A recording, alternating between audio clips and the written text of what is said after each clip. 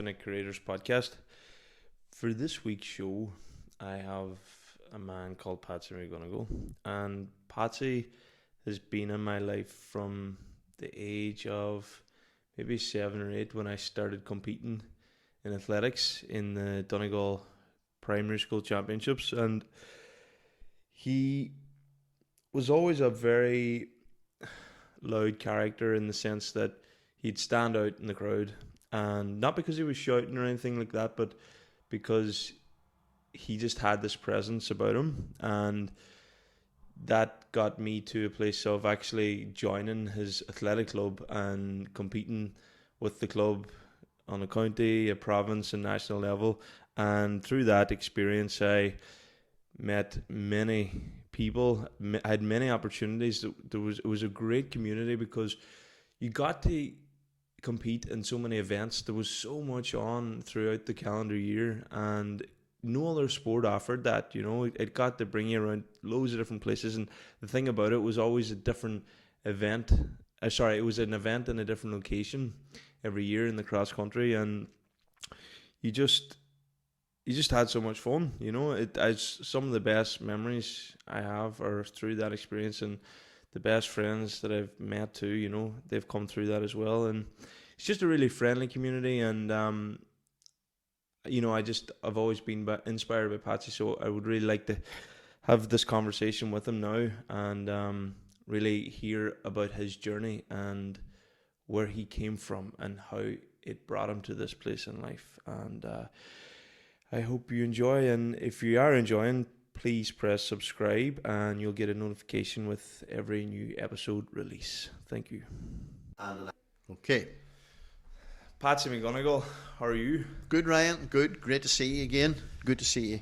Good. It's lovely. We're here in Inch, not Inch Road, down in Burnfoot, in your home place. So I've actually been down here before, so I kind of knew where you lived. So I'm delighted to see you. Me too. See, I can't remember the last time I saw you, but to be honest, you haven't changed a bit. You're still keeping well, still keeping fit. Not keeping fit really much, but I think the last time me and you had contact was you were in London and we were on the phone to each other or something. You were with somebody that knew me and we connected then. Sure, look, you never lose a connection, You never lose it. No. You've been a huge influence in my life, and when I thought about doing this podcast, you're one of the ones topped the list. Is like I'd love to get you on because what you've done in athletics and just in Donegal in general is so inspirational, and I feel like your story could inspire so many kids, young adults, whoever into sport. So you don't actually set out to do that, but it's probably one's nature, that you actually end up, because you're so engaged that you bring people with you, and of course you were with a group that was a very talented group, and we had great fun together and great success, and you were growing up at the time, and probably if more young fellas were in that situation, they would be better for it. It was just a wild positive environment that you were in at Finn Valley in your years growing up, and you were coming out of Tubin, out of national school in Tubin, and that school was brilliant for us, and all down to, of course, Manus O'Donnell. He was a teacher, and Manus was, to be honest, he was a fucking. They don't make teachers like him anymore. He was a community man. He was a teacher. He was a leader. He was everything, and he had great enthusiasm, and that worked with me. And then he used to introduce all you kids from Tubin National School down here where you're from, and sure there were so many of them had success. Manus O'Donnell is an amazing man. Amazing. That man, when I was at school, he had me in every sport. There wasn't a sport that I didn't play, and that was hurling, football, soccer, handball, and running as well. Yeah. So I read about him, and I think is that the same Manus O'Donnell that I read about in the book, or was that a different Manus O'Donnell? No, there was a Manus O'Donnell who was a teacher locally in Balbuffet when I started athletics. Yeah. And Manus became the first secretary. he's still alive. But he was a local principal in a school, and he engaged in the athletics in the early days, which was unusual, because he had no background or anything, and that was a different Manus O'Donnell. He was a Gweedore man. Yes. Manus O'Donnell that you know and I know down here was, I think, a Dublin man. Yeah. I was surprised. It's like it couldn't be the same Manus, No, because I seen no. a photo, but it's like sometimes people have longer hair, in the days. But no. back to the Manus that we know, that man, like what he done for our school, I always felt very lucky because I seen so many other primary schools that were no involvement in sport. No, Even, of like course. at the time, there's other local schools, and it was just like there was very little. Yeah, well, you see, that was a big thing for me. I mean, it's a story in itself. Primary schools in Donegal and engaging them and getting them on board, and that was never straightforward. Like, and you were introduced in athletics way back 50 years ago, plus more 50 years ago now. You were introduced in athletics, and there was absolutely no history of any engagement, and so I didn't see it as a problem, but it was problematic, getting people involved. But look, they engaged bit by bit by bit by bit, and there's, I think, 80 or 90 schools now totally engaged throughout the county, and that was a great achievement to get all those schools involved. And they're involved in cross country, they're involved in sports hall, they're involved in track and field. And the track and field day at Finn Valley is the biggest thing in athletics in Donegal now. And if you get a medal at the school sports finals in May at Finn Valley, you're doing darn well. You're really good. So, and many of the kids that engaged and got involved in that, and they've all, they've done well in other sports as well. They've just gone on. Athletics was a good grounding for them, as well as other stuff, and now they've gone on to do other sports. So that's grand as well. I wasn't in this modern thing of blocking people doing other sports, because that's going on a bit now, and that's happening a lot, which I really resent. The Gaelic are big at it. They're forming these academies. They're blocking young kids from doing other sports at a young age, and that's total nonsense. Some of the soccer guys are at it too. So, my theory is that they should do good at sports, and then they'll figure it out themselves. Yeah. But they don't. It doesn't work like that, unfortunately. But anyway, that was it. So that's how we got involved. Ryan, that's how we got involved. You got involved in athletics through Manus in the school, and that's how you got to know me. Yep. Them days, I remember up in Finn Valley, like that was like my school, what we call it, the school tour day. Like it was just such a big buzz, and the sun was out, and there was so many kids, and it was so competitive, because the track was only an 8-lane track, but there was about 100 people on the starting line, so it was like there was a lot of, like, how would you say, like, nerves, but such a buzz. Well, you had to have the nerves, but you were good. You were tough. I mean, you'll never ever forget. You'll never forget one in the All-Irelands in Rustra ever. I mean, holy Jesus! I don't know where you came out of that. They shot through the threes, and I couldn't believe that you were going to win it. And of course, you had a good team, but on that particular day, that was a standout one, because we weren't talking about you won on the All-Ireland's going into it, but by Jesus, you came out of it and you won it, and it was memorable. Like, it was really memorable, and you had a whole lot of different achievements, but that was kind of the biggest in the early as a youngster, So basically, that was a big one.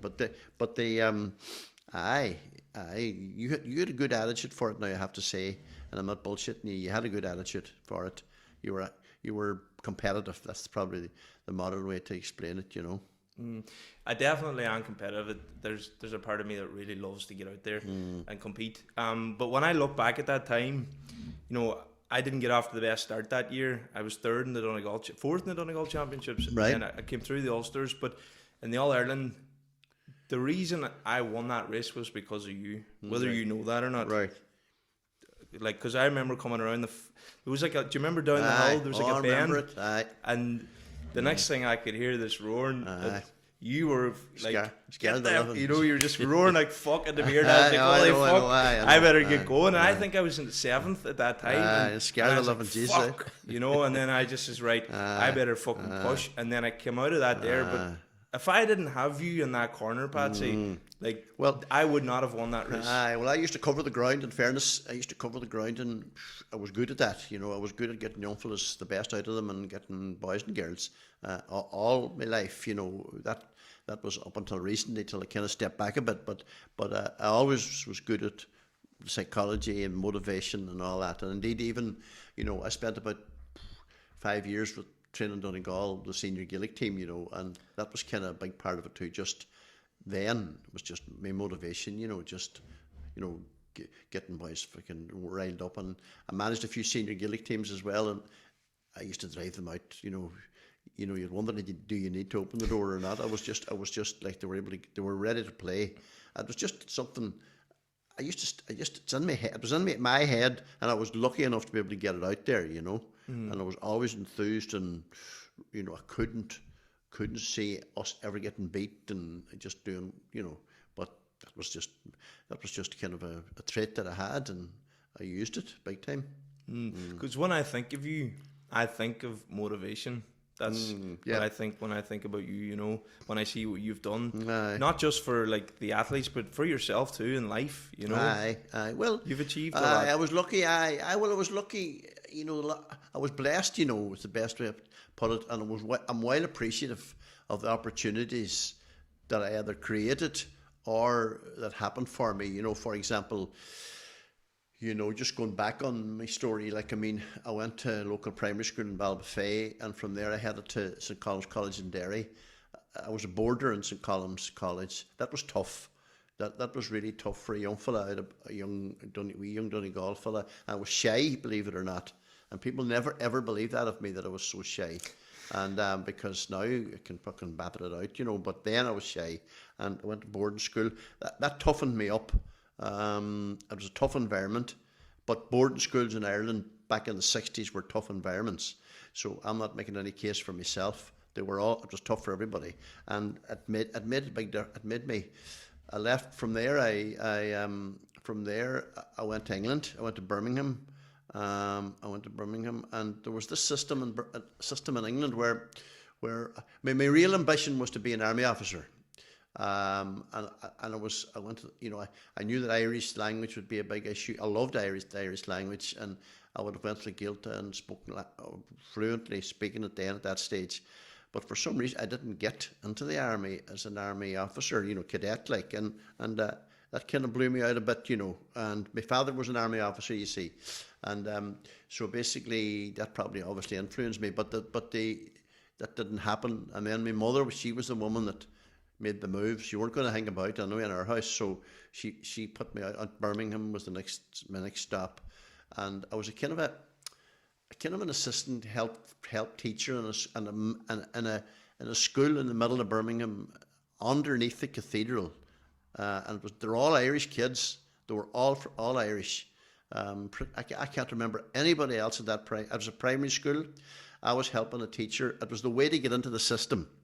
And I was helping this teacher, and his name was Connolly. I remember it well. And it was a school during the day. It was an Irish dance hall at night, and I lived in Birmingham, and I was still a bit homesick. You know, when I was at boarding school, I was homesick a lot. Even in Birmingham, I was homesick a lot. But I got through that. And then I went for an interview down to St Mary's University College in London and Twickenham, and that was regarded as a big deal, you know, to get in there. And I got in there, nearly announced to myself in the sense that I didn't appreciate how big a deal it was, but that set me up. And then I came back. Well, a lot of things happened in the meantime, but I eventually came back to Ireland, but I got married when I was about 19, and still a student, and still in London, and still working at night sometimes, and still running twice a day sometimes. So I kind of was full on, like, you know, even then, but but I was lucky to get into St Mary's, and it was tough because we had a baby, and I was trying to balance all that out, and we that there was so much learning, and toughening me up, by, you can imagine being a student, you can imagine you're 19, 20 years of age, you're over in London, you're studying, you're on the athletics team, you're training hard, you're doing all this, and you still have to get money. And I used to work in a bakery at the weekend, Pakistani bakery. None of the Pakistani boys spoke any English, so we didn't obviously knew any Pakistani.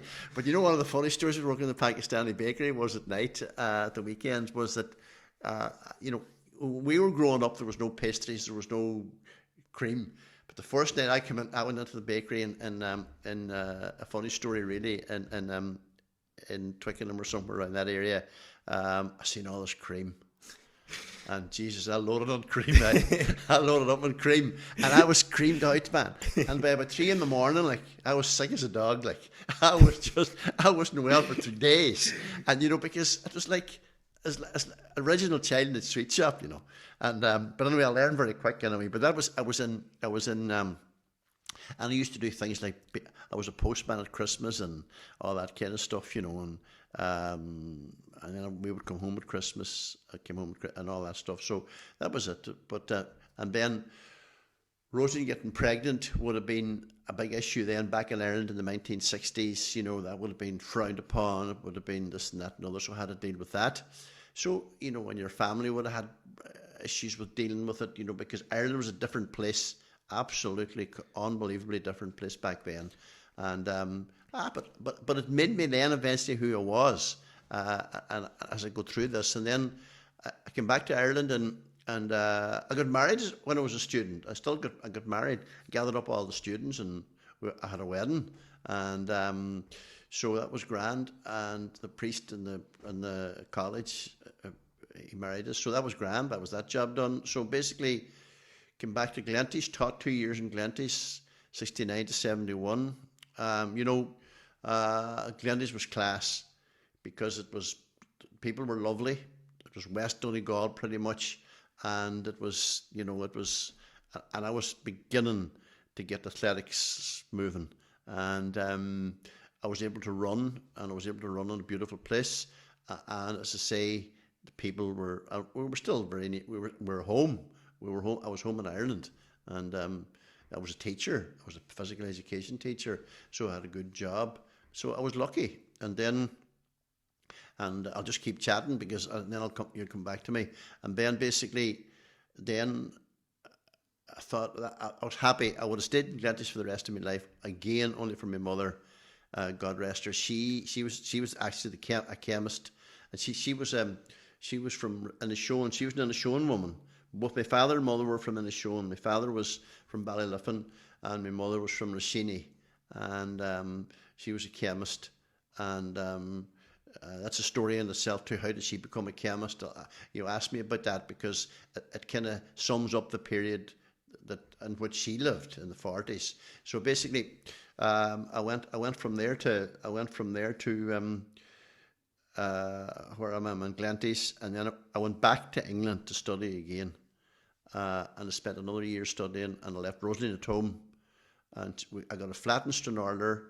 There was we had another child at that stage, Connor, when we were in Glenties, and then we had another boy then. So Rosalie had 3 kids to look after, and and 72 and 71. Well, Niall wasn't there, but Connor was there. So anyway, we had a flat in Stranraer. I was in England, and again, money was an issue.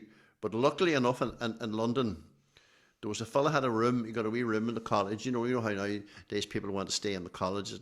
He was lucky. He got a room, and there was enough room in the room for me. I lay on the mat, and he had a couple of pillows. Gave me one of the pillows and one of the blankets. And I was happy as Larry on the floor, and I studied, and it was grand. And I remember, I tell a funny story again about times are tough, but that makes you too, because you go into a canteen in a college. You go into a canteen in a college and you join the queue, and you obviously got to pay when you get to the freaking pay desk. But I used to wait till the queue would be long and start eating at the end of the queue. I would nearly be dinner at by the time I got to the pay desk. So that was a trick that I used all the time. You know what I mean? Because I just kept fucking gobbling it up. And if it had a big coat on me, put a couple of bits and pieces in my pockets. But that I got through all that. So that was me post-grad year. And then, as I say, I was blessed, really blessed. The next move was brilliant for me because I ended up in what was then the regional college, became the LYIT, became as now the ATU, and that was a great environment to be in. A third level institution, half an hour down the road, and sure, geez, you couldn't get the bitten of it, you know. And I was a lecturer there, and you know, I was able to do this athletics thing, you know, outside of school, and that set me up. You know, so that's me into the 70s, you know, and all that. So I would like to go back to you as a kid, you know, so for you to become who you are today, what was your influence? Like what was it that really gave you the inspiration to drive on to be who you are today? I don't think you could point to any one thing, you know. I mean, I grew up in a very, you know, probably like yourself, in a country place, and you're running through the fields. You're out and about. My mother was working. My father was in the army away. So, you know, the community kind of reared you, you know, and I went to a school outside the town. You walked 2 or 3 miles to the school, and you learned a lot on the road to school and on the way home from school, to be honest. And you were no hurry home, and that was life. You know, you knew you run to everybody's houses, people run to your house, and at the end of the day, that was Ireland back then. You know, it was just a different world. It was really, really, really a different world, and it was a great environment. It was a safe environment, and it was all of that. Now, you asked me the question, you know, what did I take out of that? We were kind of half reared as well, and in a showing, you know, because we would have been sent down for the summer for a couple of months to my granny's, and that was farm, that was going to the bog, that was running after sheep, that was, you know, all the things you would do in a farm and in a showing back in the 50s and 60s. I was born in 47, so basically, you know, that was I learned and have great memories of going down to stay with my granny, you know, and the thatched house, no electric. There was no electric in that part of it is shown back in the 50s. The houses got electrification about 56, 57. So you were sitting at a big hearth fire every night. All the people came in to visit. It was to the modern generation. It's very hard to visualize, but I loved it. I fucking loved it. I loved the horses and the cart and the neighbours and the whole environment. I would say, God forbid, if I ever get Alzheimer's, I'll always go back in my mind to the days I was in a showing, and I'll forget everything else. You know what I mean? Yeah. Because it always stands out in me. You get wee flashes, you know, of part of your life. Now that was it. There were great people. It's kind of like a simple life, isn't it? The simple things. Jesus, it was simple life. It was simple food. It was simple life. It was, you know, make your granny making butter, and it was like, you know, the cows and the milk. You had your own milk. You had your own stuff. You had everything. You know, look, it was a totally, you know, it was a different world, and they grew lint, and they thatched the houses, and you know, it was. I liked it. I loved it. And then you could go down. There was a river, and you could go down. You could pitch in the river, and you know that was great. That was great excitement. You know, there was a lot of things like that. But anyway, that was growing up. So that Inishowen influence was big on me. I had the influence of my father. My father was a very good footballer, and he played for Ireland, and he played in the Olympics in '48. And that was always hanging over me. You know, that thing. And then when I was 13 and a half, interestingly, you're just chatting again about what makes you, what influences. Everything's influencing you. But one of the things, I joined the FCA when I was about 13 and a half. Now you get to swear you were 17 and you were supposed to be 17 and that was the law. But I told them I was 17 and swore blind that I was 17. And then I was in the army then and I was in Finner Camp. And that was great learning too, because you had a rifle and you were firing a gun and you were learning all the discipline of army life. And that formed a big part of my life going forward as well, because I stayed in the army and the FCA, and then when the troubles broke out, I was very involved in duties and all that with the army. And I loved the team and the relationship fellas had in the army, where the boys didn't let you down. There was learning things like that, and loyalty became a wild big thing with me in later years. You say what made me. I was wild for loyalty. I was wild. People had to be loyal, and I was loyal to them. I would do anything for them, and I expected them, naively at times to do, to be on board with me. So, and people say, why did I do so well? And I figured it out, in later years. When you're doing all this, you don't figure it out, Ryan. But what I figured out is I was mad enthusiastic for what I was doing. My enthusiasm and my energy levels, and I didn't drink. I didn't drink. This thing. I actually probably. I was introduced to drink, kind of, believe it or not, when I was in my late 30s. And I say introduced to drink mainly because I got involved with the Gaelic football, and the guys used to go to the pub, and when you were managing the team, I kind of used to think to Sunday, Jesus, I'll get into the pub because I need to figure out what's going on with these boys. And that was my memory of when I used to start to drink. And I think, not that I ever drank, never became a problem as much such, but it was just that, I always felt and still say, if you could live your life without drink and be relaxed and enjoy company and enjoy the environment that you're in, and you don't need drink, that's a big advantage. That's a massive, massive advantage. And I say that as someone who now takes a drink. But often, anybody that tells me they don't drink, I say, well, fucking fair play to you. Fair fucking play to you, because that's a big plus. And you don't know it, but that's a big plus. Serious big plus in your life and in your day-to-day life and in your mental attitude to life, because and it's so relevant now. And I've learned through my own experience that if you take too much drink, the next day is bollocks. The day that you're living through that, even that night, it influences too much. It's depressing, and everybody tells you it's depressing, but you need to be in that situation and be depressed to know how fucking depressing it is. And as a result, people make decisions about their life that are serious. And so it is, and it's so readily available now. It wasn't so much years ago. It's readily available now, and now you see, which I don't understand. There's drugs and everything, and I had never, thank God, I'd never any experience of any of that. But I can imagine young people have a big challenge in their own heads now. So therefore, my game is a lifesaver. Getting involved in sport, getting involved in activity, getting involved with people that are positive, and taking responsibility and moving on is key, absolutely key.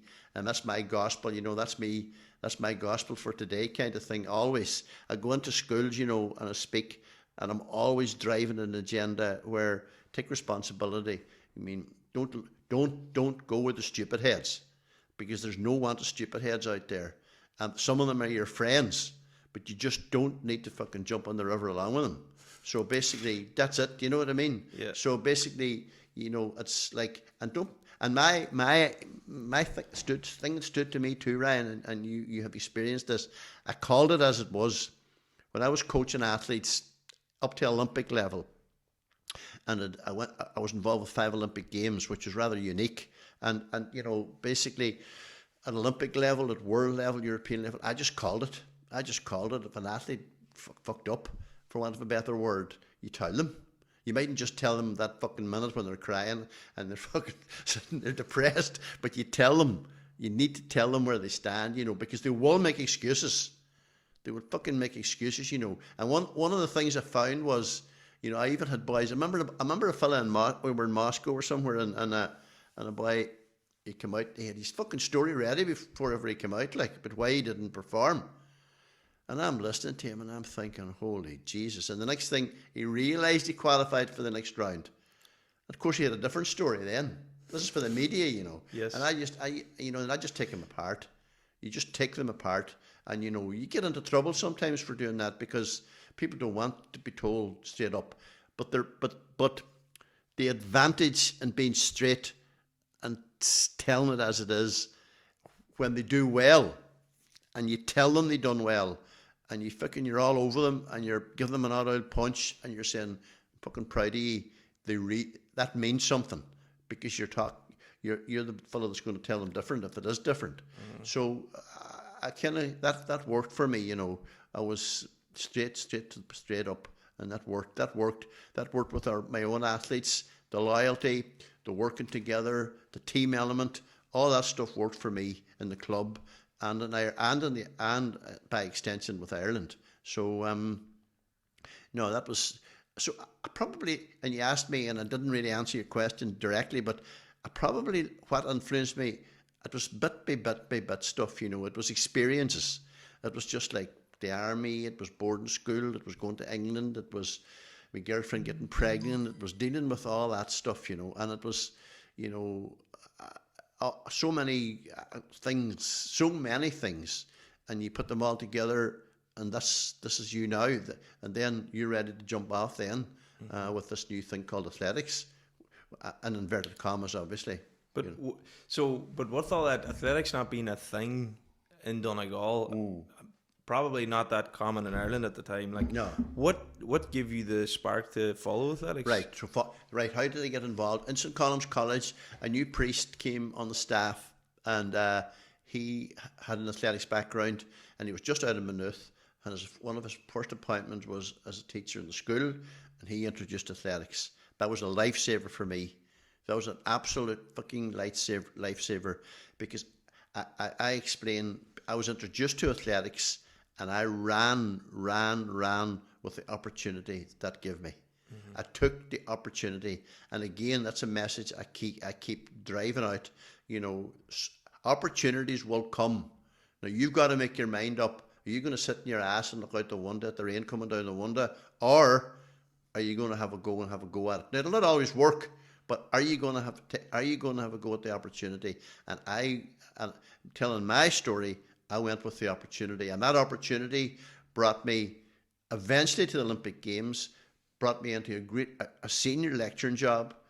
It brought me into a settled environment, a good lifestyle, and a good, home and everything. And back in Ireland, back in my home place, but that priest, I told him no amount of times, he's no longer a priest, but I told him many times, listen, sir, I'm coming to you now to tell you, you give me an opportunity, and I took it, and I'm very grateful, And again, there's another lesson, be grateful, be appreciative, tell people, because people like me, they go out and they're helping people, and you're driving people, and you're involving people, and you're making their life for them, But rarely does they come back and say thanks. They don't. They miss that. They miss that aspect of it. And when it does happen, you do appreciate it. You absolutely do. But you know who's who. You're well able to figure out who's who, and what. It's a lot to do with how people are rare too. I mean, do they take it for granted, or do they appreciate people helping them? And a lot of that is down to their family background, to be honest. But anyway, that's it. Now the priest gave me the opportunity, and that's where I came into the athletics. Well, it sounds like in this situation that you're the priest and I'm you, because you've gave me an opportunity as a youngster. And you know what? It wasn't all about like running to win, even though I loved that thrill and that buzz. Like the community in itself, and like the amount of events that we went, like athletics is amazing for that. And there isn't another sport that I was involved in that gave me that opportunity, which was like, you're away nearly every second or third weekend for maybe 2 days, and it's great crack, like, not as one huge benefit of athletics, it's very diverse as well. It does diverse, and it was a mixed sport. At that time, Gaelic was just a boy sport, and all of that, and soccer. It was a mixed sport.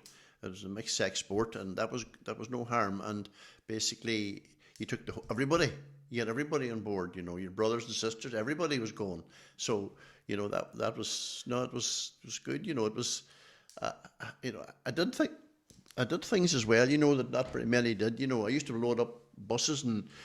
I used to load up buses and go to England and Gateshead and all that, and everywhere, I tell a story about, now again, I wouldn't get away. I was game to take chances, and fucking, and if I booked 20 or 30 into a hotel, I could get 50 or 60 into that hotel, no bother, and pay for 30, because it was easier on the families, like from a payment point of view.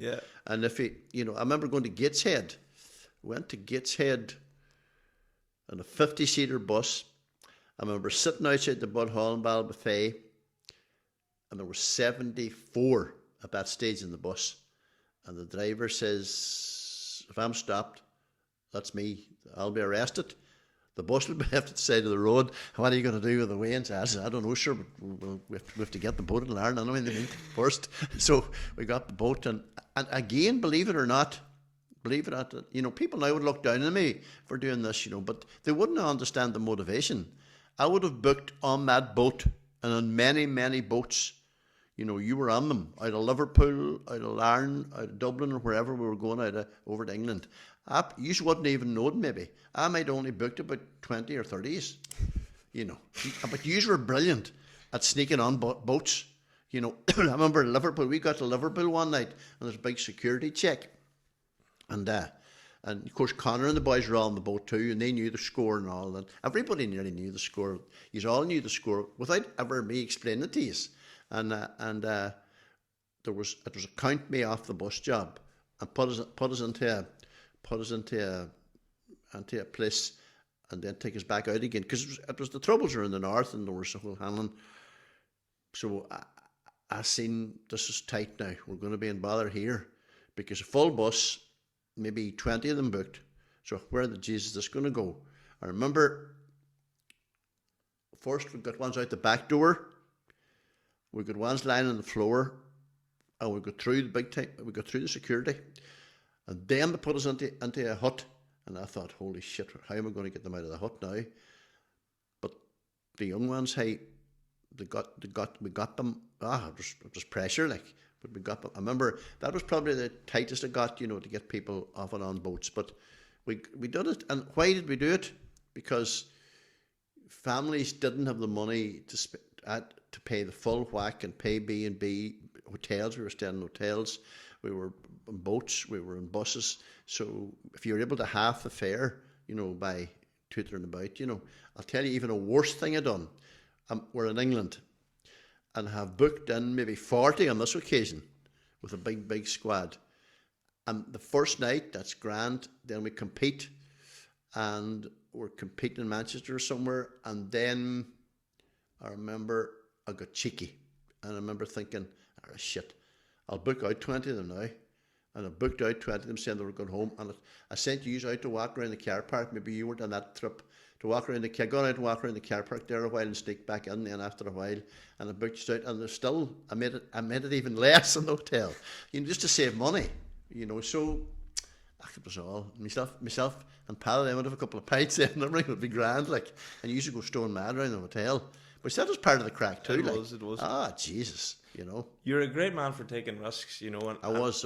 And I think there's value in taking risks, If you're not willing to take a risk, then you're not willing to step into that fear, whatever it may be that's holding you back. You're not going to step into that version of yourself, that potential that you have, Well, you actually, that's right. I took risks. It was my nature to take risks in all areas of life, and it actually worked. It worked for me. Now people formed a poor opinion of me at times, and I didn't really give a shit, because I knew my motivation was different from where they were coming from. So I didn't, and it was all to do with progressing and getting on and giving opportunities. Yeah. Anyway, but one of the things, and you mentioned the word, one of the things that drove me unbelievably was fear. Absolute fear. When a season would start, and I explained this to somebody recently, when a season would start, for a weeks at the start of the season, I would be scared shitless that we weren't going to be as good as we were the year before, And then I would go into overdrive then to make sure that wasn't going to happen. But fear, absolute fear drove me, because I didn't want it to be any less than it was the year before, Mm-hmm. And when I lost the fear in recent times, it's not as good. You know what I mean? It's just not as good. But I had to, I'm in a situation now where I've backed off a wee bit, and I can see it different. It's the best way to describe it, and but it has to happen. I have to prepare for. I'm 76 years of age. I have to prepare that I'm not going to be there much longer. So basically, this thing has to go on, because so often you see a fellow like me who has driven a club, who has driven a situation, and then he's gone, and it just goes bang. So I'm trying, without saying anything, just moving back. But I'm still very on the ball every day. But it's just, I'm doing it differently. How does that feel now? Being involved with something that you built for most of your life, and now potentially stepping back, or letting go. I worried about that. It's a good question, Ryan. It's a good question.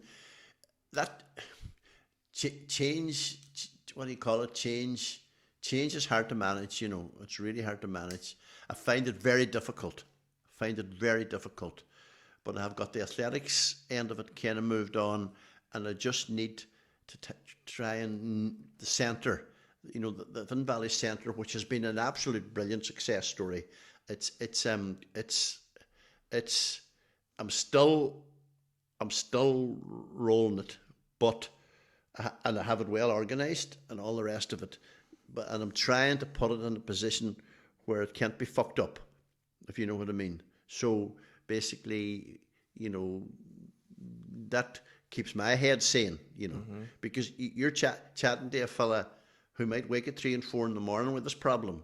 And I'm sure any man that's in business or anything, I was the same with the athletics, the same with everything. Even still, I would even be getting more anxious now, waking up thinking, in the dark of night, that's the worst time to start the problems in your head, and the stress and all that, and because once you're out of the bed in the morning, it's not as big a problem anymore, So, and this is just not. I'm sure this is.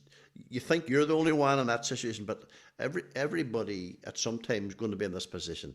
You're waking up in the minute with your problem, and you haven't anticipated the problem about what's going on in your life, and it's a massive problem when you're lying in the darkness of night.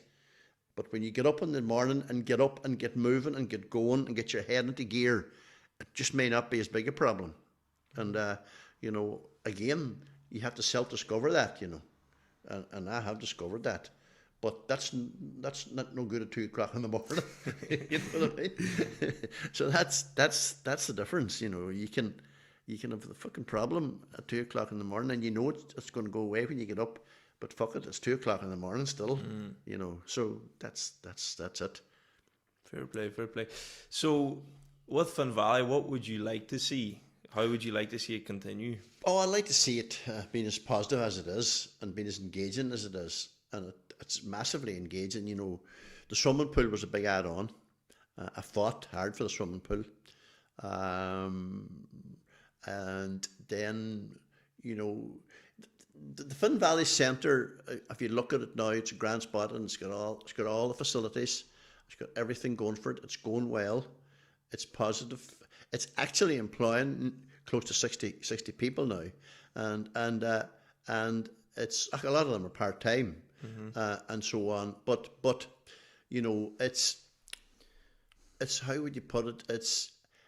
I developed it piece by piece by piece, and I didn't go. That was always going to be a wild challenge. The actual centre, the athletic centre itself, because a lot of times what happens is people have a good going club, any sports club, and then they get a notion they're going to build this, they're going to build that, and then they take their eye off the ball, off the actual the sport end of it, and it all the momentum goes towards the physical structure of building something. So I knew I knew not to fall into that thing. So I was able to manage driving the athletics and driving the development of the centre, and I'm proud of that fact, because that's a big challenge, because that's 24 hours a day job, And then in the middle of all that, I was managing Ireland all over the world. I was coming back, getting excited about young ones. I was supposed to be teaching and doing my job at Letterkenny. I was in the army, sometimes 24-hour duties. I was supposed to be rearing a family. I was lucky I had a good woman who stayed with me, because Jesus Christ, I would explain about our relationship, many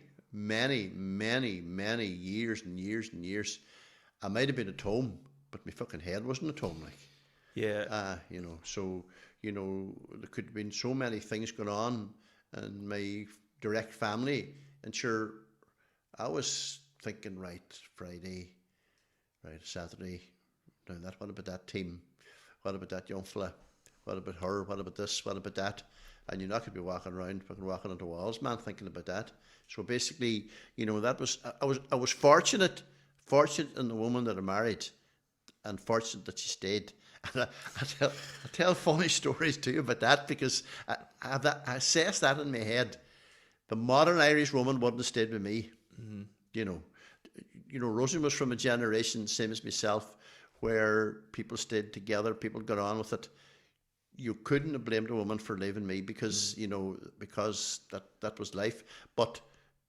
And the modern woman wouldn't have put up with it, because I was just out the door like a shot, up and out and away, and you see, you can see that as you look back into the generation before yours and beyond that, it's just that people had a great, and maybe sometimes it wasn't the right thing to do to stay together, I'm sure, in relationships, but the reality is, it worked for me.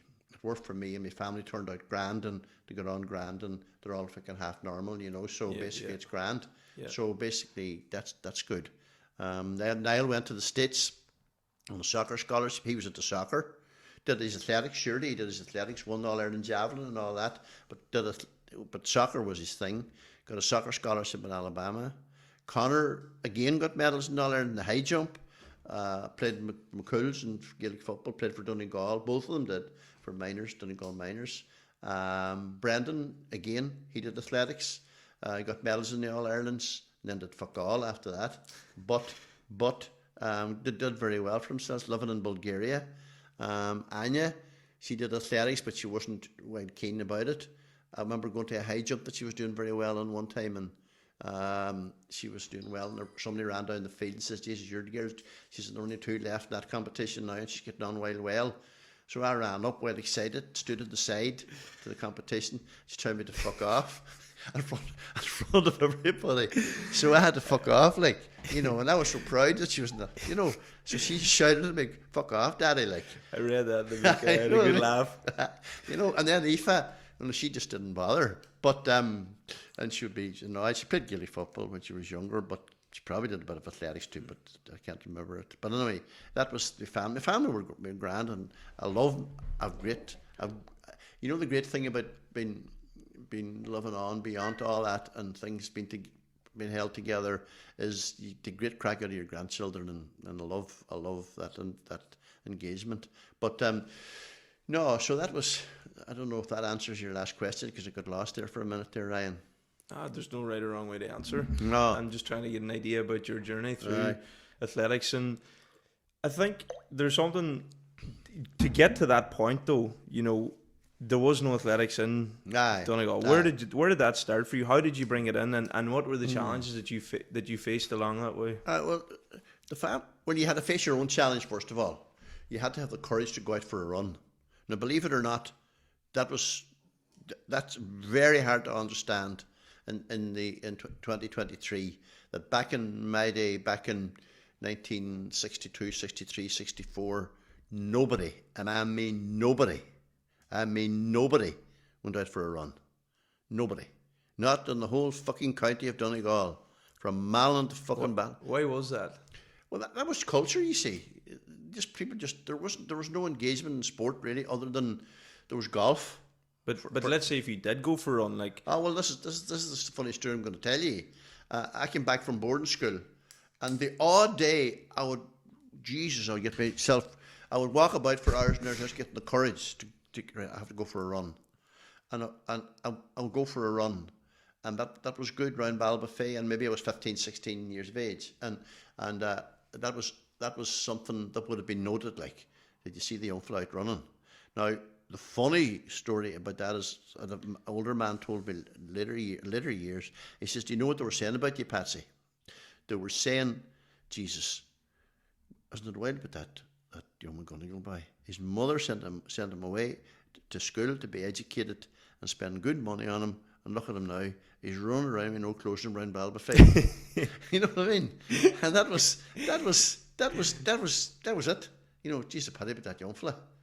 And you know how now everybody goes out walking. No fucking walking.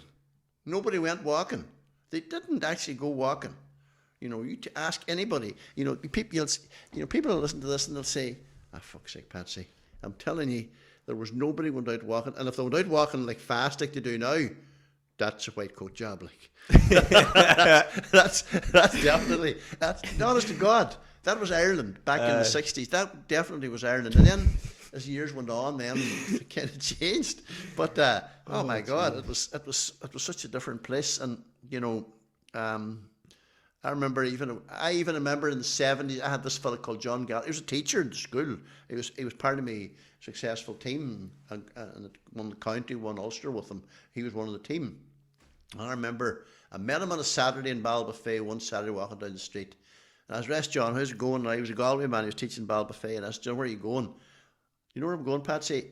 And this was still in the 70s. "I'm going over to town to see if there's many about."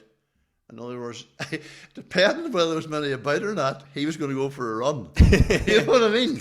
It was fucking stupid, like. Oh, this is a man who's an educated man, like, and he still probably didn't have the courage to go out on his own, go out on his own for a run. And another thing, that you wouldn't. I remember even my mother, God rest her, giving out to me. Everybody was going to devotion one night or something, or going to whatever, mass, Lent or something, and I was coming down the street, running with the whole of the girls. Oh, my mother was fucking, she couldn't get over this. This was the worst thing ever. The whole country's going to be chatting about you because I was out running with girls. Like it was just a social attitude, Yeah. There still does be a bit of that. Not to that extent, but it's like there's people who are caught up, they very judgmental, Aye. and I know things have changed, but still exists a wee bit, Aye. where they have attitudes like that, or they'll judge you for whatever you do, Aye. but you have to break them walls down, you have to break them down, and you have to get tough. How did you do that? I'll tell you what you're doing. That again is a very good question, Ryan, because it's personal to me as well. When you're younger, you are impacted by negativity. And you're impacted by people being judgmental, and and that can go on for quite some time. But as you get older, you just get fucking tougher, and then you experience so many situations yourself that you don't. One thing you don't. Well, you shouldn't. You don't judge. Mm-hmm. Nobody should be judging. Like nobody should judge. Everybody in small villages and communities in Ireland judged everybody in the community and all. But I think now, maybe you'll tell me if I'm right or wrong. I think people fucking wised up now. They've enough bother fucking looking after themselves without, without making. They might relate to it sometimes, but like there's so many aspects of life now in Ireland that has changed. That relationships and everything, and the way people are living. That basically you can't be going around judging like holy shit, and it's in every family. Every family's the same, like every fucking family's the same, so you best not to have an opinion about that. You just be charitable and be that's it. Just get on with it. Yep. No, for me it's like when I see people caught up in judgment, they don't realize it, like, but they're comparing themselves to someone else to make themselves feel better about themselves. And there's something that they're not happy about in themselves, Aye, probably. It's unfortunate, like, It's but unfortunate, but you have to ignore it. you do. Yeah. It's like I just at a stage now, I'm like, I just try to not involve myself with it. Don't get involved in the conversation. No. Life's too short for that. It is short, way too short. But you learn that. You have to learn that. You have to learn that, and you have to be impacted by it at some stage yourself, possibly. Yep. And then you deal with that. So then you're better to deal with something else. So that's it. But it's just there's a couple of words that you could somebody like me up. Took opportunities. I wasn't afraid to take a risk. I wasn't when it mattered. I wasn't impacted by negativity. I wasn't impacted by people saying, Jesus Christ, take your time, sir, don't do this, don't do that. I fucking steamed on, assessed myself, didn't listen, and thank Christ I didn't listen. I like that about you. When we were away at the athletics events, you were always like, go on the fuck, it's just like, don't hold back, don't let anyone hold you back, You're really encouraging. Like. No, definitely. Don't listen. Don't be impacted by being cagey. Well, look, it makes sense to be cagey about certain things, but there's times in life you have to say to yourself, fuck it, I'm going to go for this. I'm going to go for this. Now it mightn't work. It could fuck me up. It could do this and that. But if you don't do it, you're not going to be happy either. Yeah, and that seems to have served you well because it served me well. Like. You've not just came home to Donegal again. You started in an athletics club, and then that progressed to international level. Yeah. What was your where did that journey start? Well, the journey started. My first big appointment for Ireland would have been to go to the World Junior Under-20 Championships in Seoul, Korea. Man, I was excited. The car probably didn't touch the ground going up the road. I was just so excited, and I managed Ireland then a couple of years later in Lisbon, and then but in between you were doing other lesser things, but these were all world championships. And then what you did then was my teams were successful in Ireland, and I had a very strong, driven personality. I was in the middle of everything, and I was this Donegal man who wasn't going to be put down too easy, and I wasn't going to be walked over either. So I got onto national committees, and I had a fucking voice. I wasn't one of these boys fucking sitting there sucking their thumb. Of course I fell out with boys, and that's another story. I fucking threw the whole thing into complete disarray at one stage. But you could say I was arrogant, possibly, but I was driven, in my opinion, for the right reasons, which was the sport, and I was defensive of my own athletes, and I fought for athletes. I fucking fought for athletes. They didn't need to be from Donegal. I mean, I fought for athletes everywhere, and athletes then appreciated that. They knew I was going to fight for them, and I formed relationships with athletes that were competing for Ireland, whether they were in America, whether they were in Ireland, or wherever they were. I was in touch, and that was unusual back then. Now there's performance leagues and there's all these kind of boys that are supposed to be, but most of the time they're not. But I was in on that.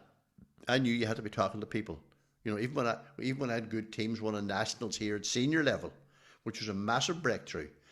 I was talking to some of those athletes every day, every fucking day, every day. I wouldn't have missed a day, and I'd been either training them physically with them or on the phone. And that's where my job worked, because I had a phone. No mobiles back then. So basically, that worked, and I just that was, and then I went to the World Championships in Seville in '99. Again, it was a big one. You know, you were the best athletes in the world. These were the major appointments that I had. There were others. You know, I was in charge of the European cross country teams. I was in charge of road teams in Japan. I was in all that places. But at the end of the day, these were the big ones. And then I managed every team at world level, pretty much, an Olympic level, European level, for about 20 years after that, up until 2017. You know, my last Olympics was Rio de Janeiro, and I had Sydney, and then Athens. For the Athens Olympics, I only did the pre-camp. I went to Cyprus, and we did the final training there. And then when all the athletes went into Athens, I went home, and then there was Beijing, and then there was London. London was great. What I loved about London was I was completely in charge, and I was able to bring the team into the college that I went to for the pre games, you know. And London was brilliant, and then there was Rio, and then I was interviewed and appointed then for Tokyo, and the following year, 2017, the World Championships were in London. Again, that was brilliant and nice near home. My family were able to come and watch, because you never took your family to anything, because you had to have full focus, you know. And that was the question everybody used to ask. They used to say to Rosalind, "Are you going, Rosalind?" And I'd think, "Oh Jesus, don't be asking that question." But anyway, because you know what I mean. And obviously got used to it in the end up, like. People were meant well, like. And I used to say, but anyway, that was grand. I went to London in 2017, and I realised that the buzz was going. You know, the buzz. You know, I was. When you say buzz, you know, as in, you know, the excitement, the enthusiasm. I wasn't impacted by the results of my athletes as it should have been. And yet I had 3 more years to go to Tokyo, and I thought, no, I'm getting out of it, and I just got out of it. End story. So then I stepped down in 2017, and there you have it. You know, it took me a bit of time to get my head in gear about it all, but no, I was happy did it. I got fed up with the travel too, massive amount of travel.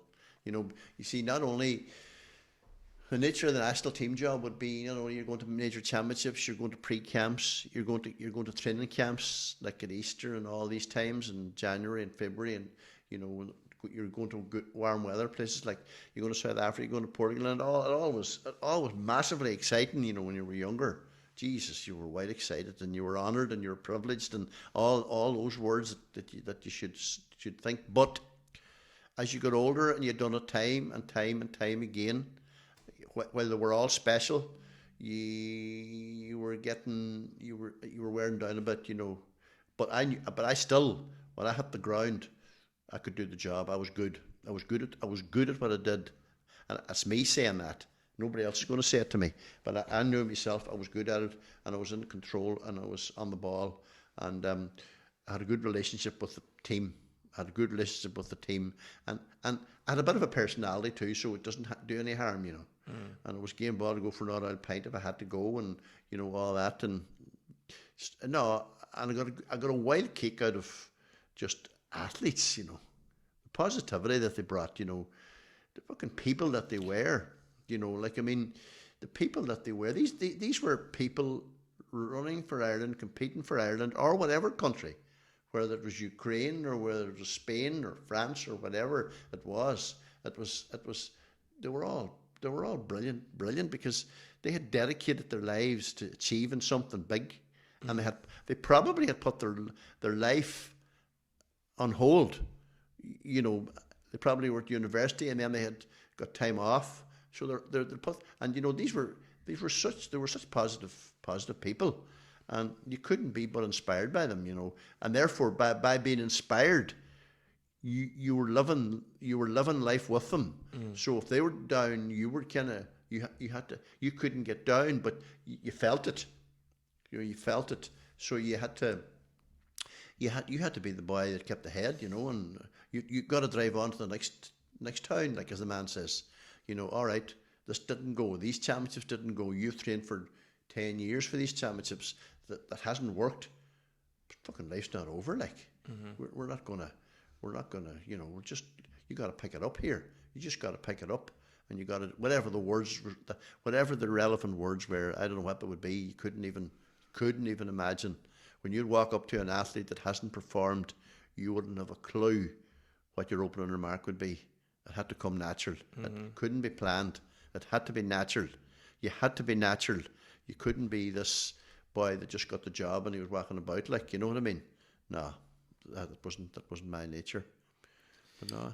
You worked then with a lot of, I would say, like, big name athletes in the sense that they achieved, and one of them would have been Sonia O'Sullivan. You managed her in the 2000 Olympics. I got that. Was a big one. I managed her at quite a few things, but I managed her at Europeans and everything. But obviously everybody remember the Olympics, and that was a lovely night. That was a great night.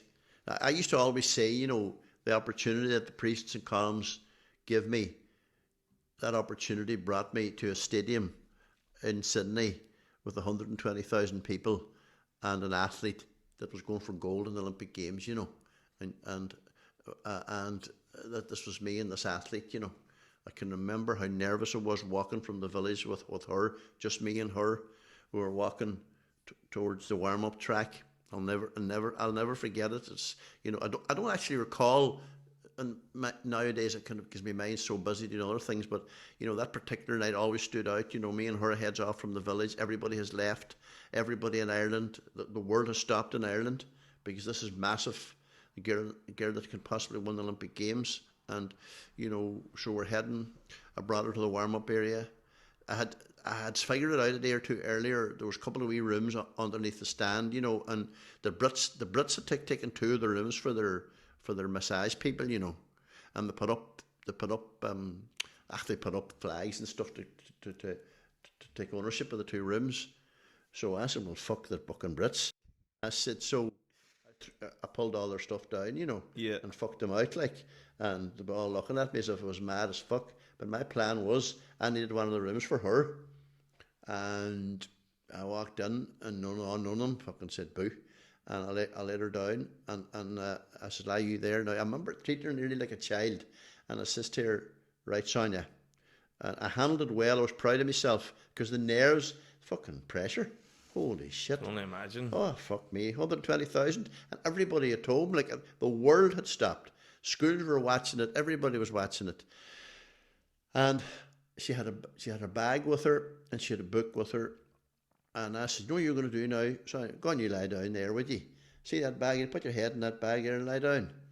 And, if you want to read that book, read the book. And if you don't, just sleep. But I'll tell you, I'll be back for you when it's time to come back. And then I came back for her and took her out. She had warmed up. And the rest is history, really. And it was great to be part of that. Unbelievable to be part of that, and it was a big moment in Irish sport, And, you were coming out of Donegal, and this is where it brought you, and I didn't realise it was really the beginning of a journey for me. I thought that's it, because I had to promise Rosie I was never going to go away again. You know what I mean? I had to promise, this is it now. I'll not be going away to no more Olympics. I'll give all this up. Yeah. You know what I mean? So that lasted a week or two, and then so it was just so brilliant to be there, and fuck, that was it. But Sonia and Akka, and then you thought when she retired that it wouldn't work, and then David Gilly came along and won a couple of Europeans, and we did good stuff at Worlds and Berlin, and then Derville came along, and different people. I didn't see it coming, but it came. They came on scene, and now Irish athletics is in good old shape. I mean, there's a girl there, a Nigerian extraction, an Irish girl, Adeleke, and she's good. She's really good. I mean, she's really good. I mean, she's top 2 or 3 in the world. So there's all of that. So there was European medals cross country. There was there wasn't a whole lot of stuff, you know. But I got, and European Cups used to be brilliant because it was a team event, you know. And nobody before me could get all the athletes out. You know, everybody kind of suited themselves, and I don't know if I want to do that or not. But by fuck, I stayed on the case. I got them all, and then we got promoted up into the Division 1 and, you know, all that. And I used to love the team thing. And I used to do, you'll relate to this, I used to do team meetings, like, and they never had team meetings, like, with me, well, like me. And I used to go, like, up there and thinking, right, and I was driving this agenda in my head, like it was, like it was used when you were 9 or 10 or 11, you know. And I brought it down to that, you know. And, Yes. they fucking were bouncing, like, they were bouncing. And they never probably since or before that had that approach taken. You know, they all went, somebody probably came in and told them, right, you're in lane 4 and, you know, that's it, and we're starting at 5 o'clock and do that day. I was coming in fucking bouncing, like. And that was I loved the team element of the European Cup. But, and it was all that. It was a busy life. It was a busy life, you know. Then, as I said to you earlier, Ryan, the centre came out of it all, and, you know, and the other what I love about the Finn Valley Athletic Centre is it's all the sports, for all sports, you know. There's rugby, there's soccer, there's Gaelic now too, there's the swimming, there's the hall, there's gymnastics, look, there's everything. You know, there was boxing. Jason Quigley came out of that hall, you know, and I helped him in his early career for a long time. Managed him, even when he went to LA, I was like, again, that contact. I was on the fucking phone every day over a couple of days. You know, even when he was homesick, I was talking to him. You know, it was natural. It was kind of natural for me to do that. So I was able to do it very, very easily. I fell into that kind of a slot with him, and although he was a different sport, you know, so. Yeah. You're just a natural mentor then. It was natural to me to do that and not to let him down, you know, because if he needed somebody, you know, and if he needed to talk, he needed to talk. You know, if I got a call or a message from somebody, you'll always be sure I'll respond. I'll 100% respond. Some days, if I'm not sure of my answer, I might take a couple of hours. Only now do I do that. But in the old days, I was back like a shot. The minute it pinged it back. But I never, if somebody wanted something or was asking something or was relating something, I always acknowledged back straight away. And I think that was important, you know. That's the way I operated. Yeah. Reading your book, managing Ireland wasn't just plain sailing from what I took.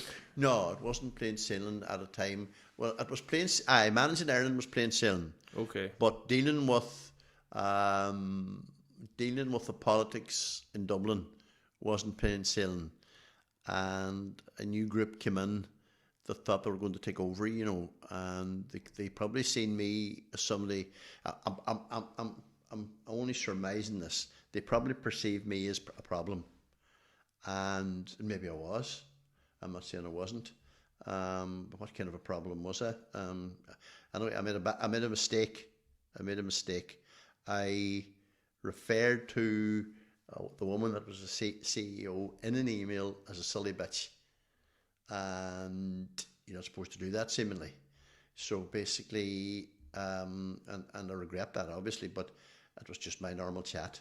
And anyway, they did the troll of all my emails, going back into the office to the staff to catch me out. They wanted to get me out, and why do you think they wanted you out, though? Well, they wanted me out because I probably was too much up my toes. I wanted to change stuff.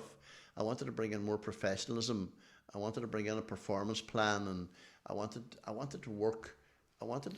My whole thing was, like, we need to be able to support these athletes better.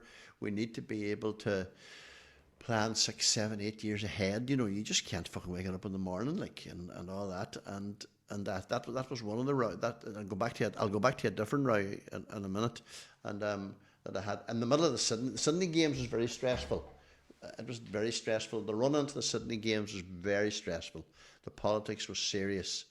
But anyway, I'll stay with this story. This was in the mid 2000s, 2006, 7 and 8 roundabout, and I was trying to set up and they brought in a British head coach, a very experienced man that had been with the British team leading them in the Olympics for a lot, and I got on very well with him, and I knew that he was bringing value, and I was working with him, but they probably seen me I don't know. I can't speak for them and what they thought, but they wanted me out. I was fucking going nowhere. And then, right, so it all kicked off for me and the silly bitch thing. And then they isolated me. They put out a statement to say that I was suspended from athletics for, oh God, grievous something. The statement, if you read it in pure cold light of day, you'd think, no, he's either stolen money or he's been messing with children or something. You know what I mean? If you didn't go into the story behind the story, and so I was on the outside looking in, but I was still part of the board, and I wouldn't give up, and it still was a torture, like, and so it actually went on and on and on, but I kept going. I fucking kept going, and I kept going. And another fellow would probably says fuck it, but I didn't, and I kept going, and they kept undermining at every level and trying to isolate me. But I eventually took them. I'll tell you what, I'm sitting at Finn Valley one day and I get a phone call, and it's from a solicitor's office in Dublin, and out of the blue, and another man who was watching all this, who was a very well-to-do fella, he was just a fan of athletics, but he was a very rich man, and he had employed solicitor to look about me. And my attitude to him was Jesus, it's just only an old row, it'll sort itself out. He says, no, it's not an old row. They're out to screw you, like. So basically, I took them on. It went on and on and on. It ended up in the High Court. I looked on the basis of the statement that they put out about me. I went after them. That was my way back in. That was a bad mistake by them. But my mistake was the silly bitch. And then what happened was, basically, Ryan, it went to court. It went to the High Court. I did a settlement with Athletics Ireland, and with the whole lot of them. They had to apologise to me. They had to grovel to me and give me a letter and all the rest of it. And rather than, I could have stuck it out and got a whole lot of money off them and do day.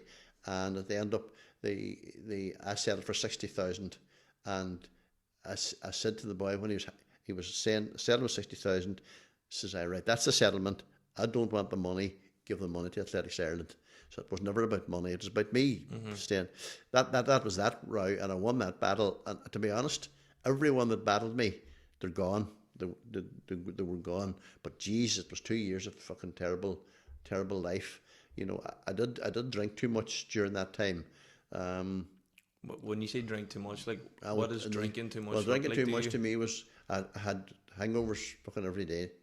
That's how drinking was. And I was down in the bar at Finn Valley, and I would sit there just, if anybody was happy enough to chat to me, and I would chat shite or whatever I was chatting about, I don't know. But it was a very stressful time in my life.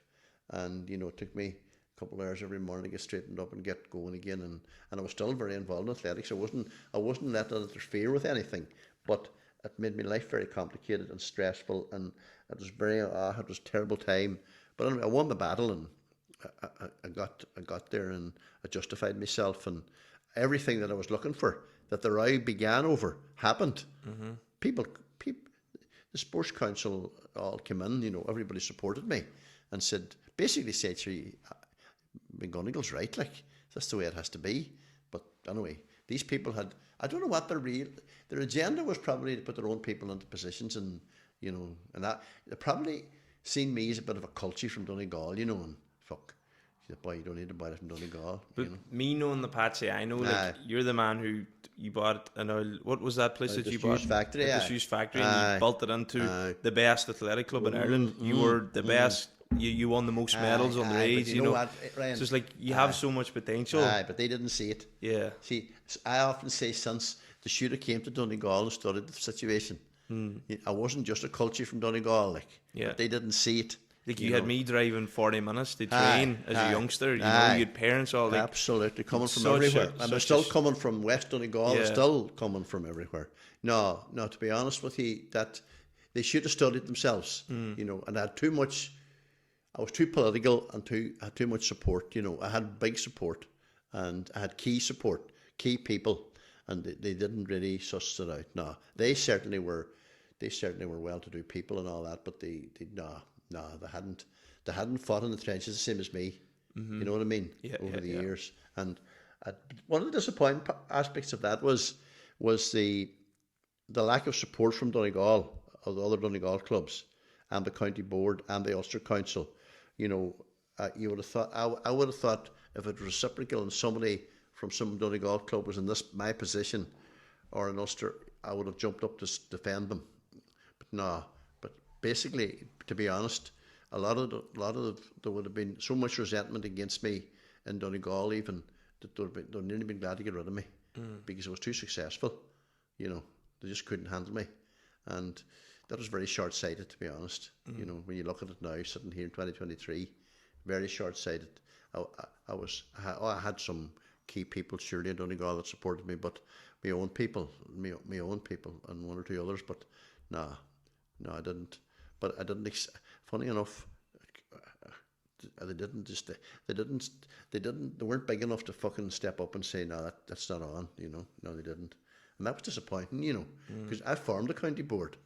I fucking formed it. It was me that set it up, got it going, drove it on in the early 70s.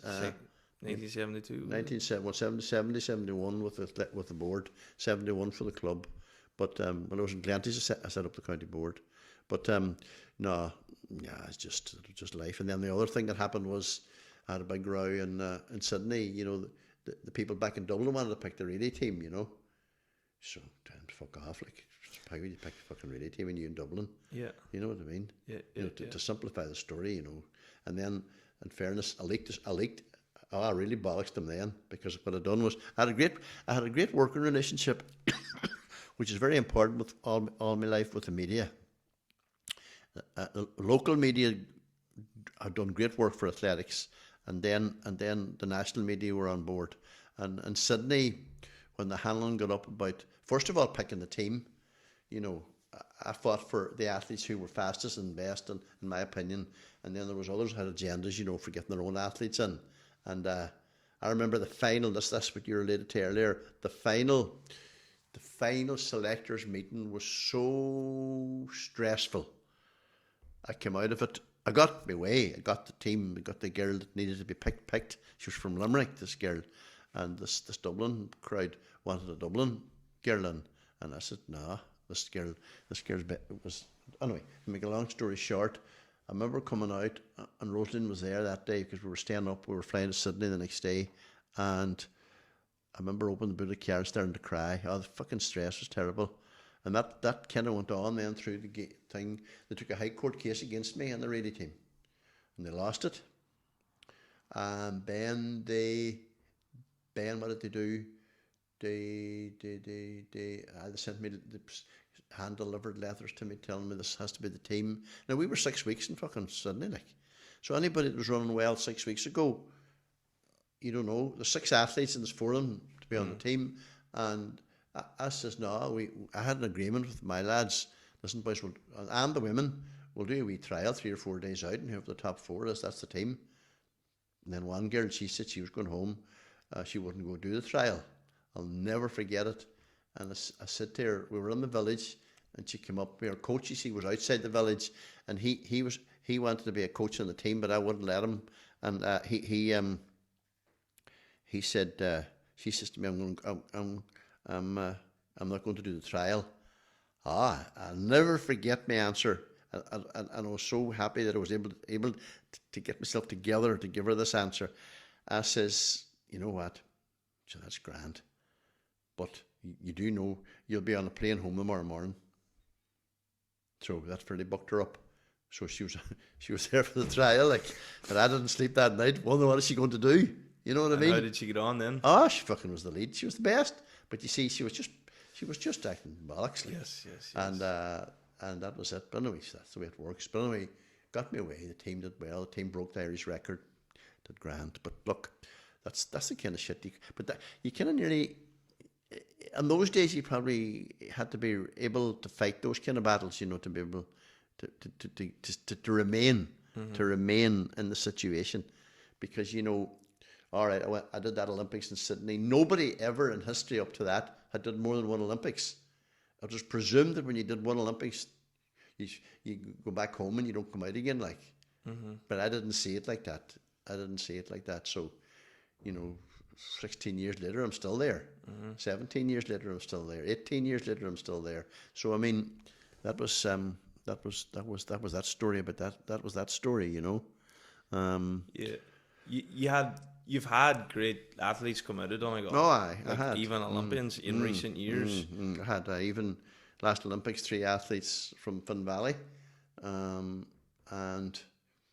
3 or 4 athletes at last year's World Championships in Oregon from Finn Valley. That's some achievement. It is massive achievement.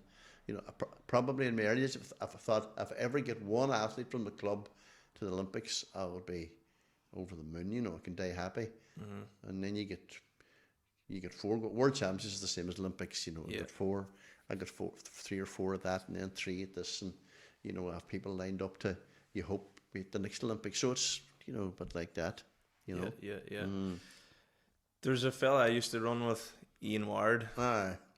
You talk about him in the book. Ian was very, very, very good. Very talented. Excellent. Aye, very talented. Very, very seriously talented. Very, very, very talented boy. A good junior. He just, you know, you always your ambition with all your athletes is to make senior athletes out of them. Now, up until about 18, Ian was on top of it, and then maybe a bit beyond that, he kind of lost the desire a bit, you know, and probably the interest, you know, but he was still able to perform. But he, you know, it was going away from him at that stage, you know. But he was always that was a great group. Yeah, that was a great group, you know. And Shane, God rest him, Shane Bonner, and there was yourself, and there was Aidan Connolly, and there was Darren McGlinchey. Am I missing anybody? Pádraig McLaughlin. You're younger than us. Pádraig McLaughlin. We had a good team. I had a good group. But Ian, like, you know, coming through the mid-teens, that man was unbeatable in the cross country. Aye. Jesus. You could do it in his own way too, you know. Yeah, he could. I've actually reached out to him to ask him to come on, but he hasn't got back to me yet. No. I'd love to hear. I've never sat down with him and spoke to him about, like, you know, what was his mentality, because Ian doesn't say too much, you know. But no, he's quiet. I would like to dig into and Simon, his older brother Simon's very good as well. Very good. Both of them ran World Cross, like they did, and European Cross. You know, and Ian ran European track under 20 championships as well. He did. He spent a bit of time with the Kenyans over in Teddington, you know, and it didn't work though. But that was another great success story from Finn Valley was Ricky Sims. Yes. You know, I mean, Bolt was the biggest thing ever in sport, and he was the man. Yeah. And you know, I was lucky to be inside that track as well. You know. So Ricky ran for Finn Valley. He was where's he from? Milford. And he's Usain Bolt's agent manager, and Mo Farah. Yeah. And that's some achievement too. And many others. I could, you know, the world elite athletes. Yes. You know, and he recently did me a favour to took on Mark English. You know. Yeah. And Mark's flying. Aye, he's flying. He's struggling a wee bit at the minute now, so I'll be anxious to see how he does at the nationals. But he would hope to be in Paris as well. You know, it'd be his 4th Olympics. Yes. 3rd or 4th, whatever. Aye. You're not a quitter. You know, I see you as a winner, and you know you don't lie down. And in your book, you talk about there's times where you're in hospital. Oh, aye. I was in hospital. Well, the big story everybody remember about me in the hospital was it was for stents and heart job or something up at the Mater Hospital in Dublin. I only went up actually to get to one of them check-up things, but they reckon they're going to have to put a couple of stents in and this and that and the other, and that was grand. That was grand. Only the fucking championships were on that weekend, so fuck it, I couldn't be lined up in the Mater. So I'm in the intensive care unit first of all. Place, you know, it's a recovery unit, I suppose. It's a bit dramatic to say intensive care unit. But recovery unit, and Highland rang me for an interview. So about the whole thing, so I'm lying there whispering on the fucking pillow with the phone because they didn't allow phones. So did my interview, and in the middle of it all, Charlie McCon says to me, "What are you whispering about?" I says, "For fuck's sake, Charlie, sure I'm in the fucking intensive care, whatever you call this place, Mather Hospital." He started to fucking laugh, and I started to laugh. And then I got into bother with the nurses. But then it was getting into Friday. And I thought, I could be here over the weekend, miss the fucking race. And so I rang a fellow that ran for me and got medals in the national seniors indeed in his day, PJ Swinney from Drumkeen. I knew he was in a course in Dublin. And I rang him and I said, "Are you in Dublin, sir?" "Aye." "Are you going home on Friday?" "Aye." "Jesus, you wouldn't give me a lift?" "Aye." I said, "I'll be sitting on the step outside the Mather Hospital, sir, at 2 o'clock then." And I gathered all up, sir. I gathered all up, put on the clothes, get out. I said, tell nobody. I knew they probably wouldn't let me. Sat out the way I went, sir, and stepped the whole way home. And did the job. Sure, we won the bloody national senior men and the junior women and the junior boys that day. Gary Murray, Yes. and Simon Ward and all those guys. So, it was I don't know what would drive you to do that, but I done it anyway. So I couldn't perceive myself being there. Couldn't perceive it. So anyway. Your success then, though, is it's not just in athletics. You've won like Donegal Person of the Year. I have. You've Freedom of Donegal, is it? That's right. And then Rehab of Donegal. That was a big one. Yeah. Overall rehab by 1 year. That's right. I didn't expect that. I didn't expect that one now because I thought it was lined up for Jim McGuinness. But anyway, I got it, and some of the GA heads in the place weren't too happy. But sure, what was about them? But the reality is that the freedom of Donegal with Donegal County Council was a big win, because there's only been about 5 or 6 in history, Mm-hmm. So you're on a list with the likes of Packy Boner, Packy and Seamus Coleman and Brian McInniff from the world of sport, and Daniel O'Donnell and I can't remember, 2 or 3 others, but that's fair play. That's that was but I seen that Ryan as a great profile for athletics. I didn't see it for myself. I seen it. That's good now that athletics can stand up and be something, and people, you forced people to acknowledge that, and that was the achievement there. Those awards. It was athletics. This, it was previous to this. It was always GAA or soccer or something. If it's going to be sport, there's no way anybody would look at athletics because a minority sport in their mind that time. So for this fella to get that award in that situation, I thought that was good for the sport. And obviously it was good for me personally, but I just thought, right, the sport, this is profiling the sport. And then the other thing, I know I got the awards and all that, and that was brilliant. But the other thing that worked for me too was the getting on Highland, being the voice of athletics and being able to tell the story, because nobody else is going to tell the story every week, every fucking week. It's a torture sometimes. Yeah. But it's very important for the sport.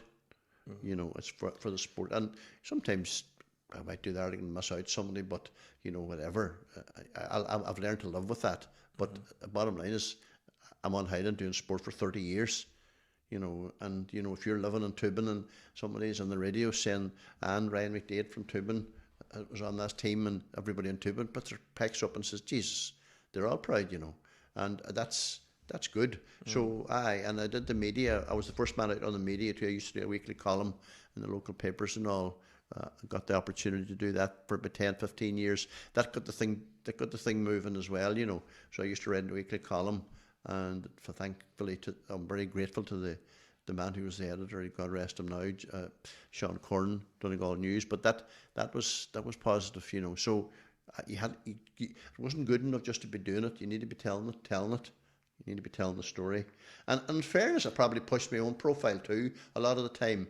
But again, I always thought, no, it's not really me. It's making people aware of athletics.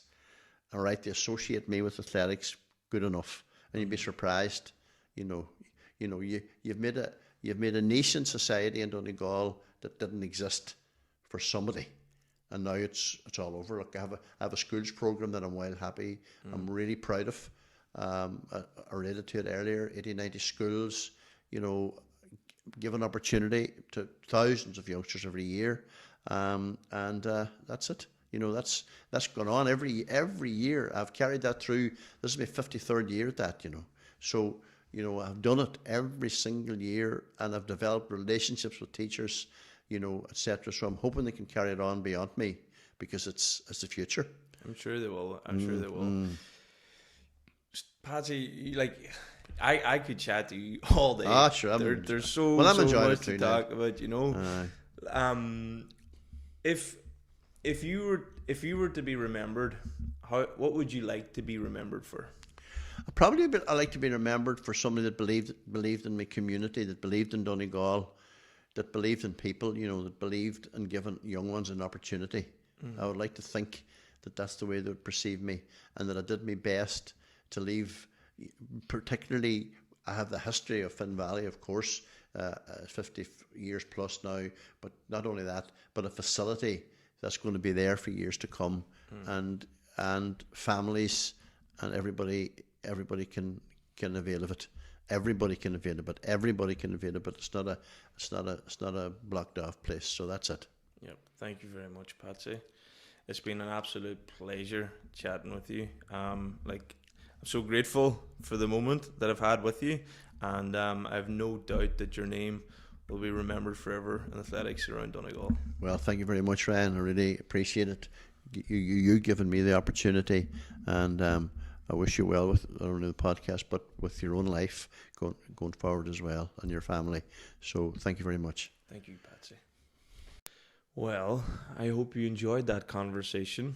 I had so many more questions, you know, I wanted to ask Patsy, but this was the first video podcast that I had set up, and the iPad that was coordinating the cameras, the battery was running out in that, and it was only at 1%, so I had to cut it to that point, you know.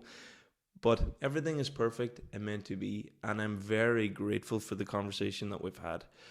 So I want to thank you for listening, and I also ask you to remember that you are the infinite creator.